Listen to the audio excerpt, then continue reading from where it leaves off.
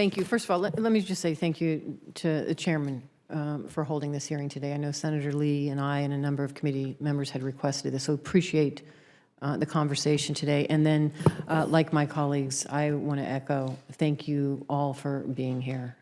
Your voices will make that change, will make a difference and help others. And that's one of the things I want to talk about. You know, I've spent, prior to coming to the Senate, gosh, 10 years as a prosecutor working to protect children from sexual predators. What I have seen and heard here today, unfortunately, is a system failure that has allowed these predators to thrive. And you've talked about it. The grooming that occurs, the keeping the parents out, and one issue that I want to talk specifically about, because I only have about 5 minutes, is this notion that of children, sometimes there's this thought they should be asking for help.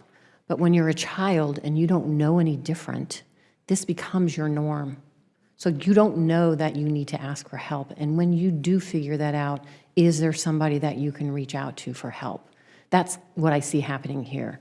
And so what I would love from the four of you, your thoughts, what I have found is sometimes it helps to have an advocate, somebody who is there with the athlete, somebody that particularly our child athletes become familiar with, knowing that it's somebody that is going to advocate on their behalf for everything that you've just talked about.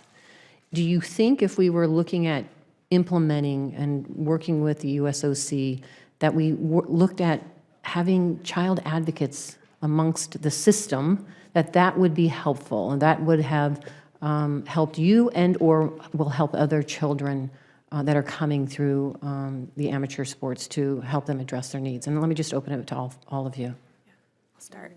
I absolutely think that's necessary. With USA Gymnastics, we had, what do they call it? An athlete representative who was also on the selection committee. So she was supposed to be our advocate, but she was also the one deciding whether we made the team or whether we would, go compete for Team USA. So even if she would be there to advocate for us, we didn't want to tell her anything because we were scared it was going to ruin our chances, which we know it probably would have.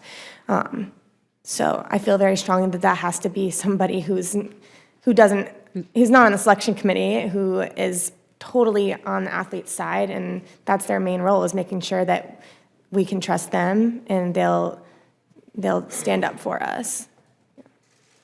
And maybe even, because I had a similar experience with my athlete rep, not that I don't think she was on the selection committee at the time, but we definitely couldn't trust her. Everything we told her, she would just run back and tell them, and we would just get in more trouble. So maybe an athlete rep could be somebody from a different sport, because I do think it is a good idea, but somebody that's not so close, because it seems like in our experience, if they're working for them, they're working with them. Right. But I did want to mention, this might be a little off your question, but real quickly, one of the other issues I found, so I was working with another coach. I was coaching with him, and I started seeing things that I wanted to be in denial about, and I saw that he was touching the kids inappropriately when he was spotting. And I didn't know what to do. And when I finally decided to report it to the police, I wanted to be anonymous. And they wouldn't allow me to be anonymous, and they wanted to interview the children. And I was like, that's not gonna work. Some of these kids are 5, and it's like 5 to 16 years old, and they don't even know, they're not even aware that they're being abused right now. And so I wanted to bring that up because I think that's another avenue to look into is how, when it is reported, how does the investigate go down? Because, these are highly skilled manipulators, and, this one in particular had a family, and it's like, it's his word against theirs, and if you can't prove it, it destroys a lot of lives, and that's just something I wanted to point out, because I couldn't go through with the full report because of that.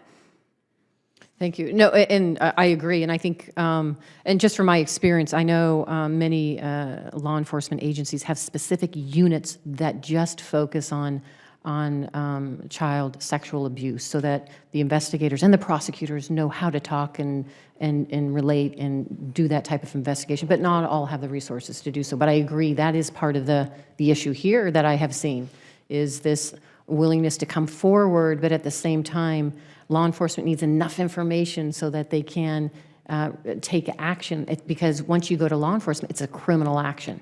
So they have to be able to investigate it from a criminal perspective, and that means going through all of those hoops. So there is a disconnect, and we've got to figure out how we connect that. You're absolutely right. Let me ask you this on the another question very quickly, because I'm out of time. I just realized that. So I have other questions to follow up on, but I will submit those for the record. But let me just say this. Thank you again. I look forward to the opportunity to work with you. I am committed to making change, however we can, systemic change. And I am looking forward to the USOC coming here, along with the national governing bodies and folks from Michigan. They should be at the table here, and they should be answering our questions. So thank you again for being here.